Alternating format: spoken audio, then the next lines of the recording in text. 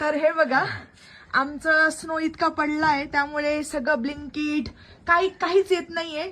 दुकानं पण जवळ नाहीयेत. हे दुपारी 4 वाजता गेले होते दुकानात, आता सगळं घेऊन आले. आणि हे स्नो बघा किती झालाय घराच्या बाहेर. हे बघा बापरे, हवा आली तर झाडावरचा स्नो पा कसा पडतोय.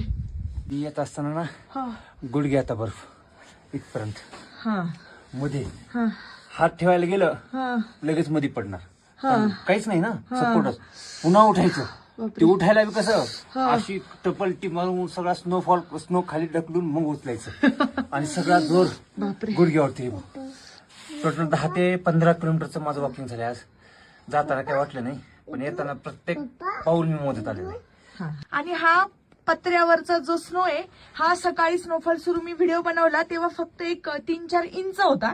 आता तो 1 फुटाच्या वर झालेला आहे पत्र्याच्या वर. आणि ह्या ज्या पायऱ्या आहे ना, आम्ही ह्या पायऱ्यांनी वर जायचो, आता त्या पायऱ्या सुद्धा दिसत नाहीये. आणि ह्या ऍपलच्या झाडावर स्नो साचून ते एकदम असं वाटते आम्ही सध्या मनालीत नाही वेगळ्या दुनियेत आलोय. म्हणजे काल ह्याच ठिकाणी एक वेगळी दुनिया होती, आज वेगळी दुनिया आहे. हे बघा. आणि टेम्परेचर फार कमी झाले आणि खूप जास्त थंडी वाजते. तर असे स्नोफॉलचे आता उद्या अजून काय आता असं म्हणताय की अजून 4-5 दिवस स्नो पडणार आहे. त्यानंतर सध्या ट्रॅफिक फुल जाम आहे मनालीमध्ये भरपूर.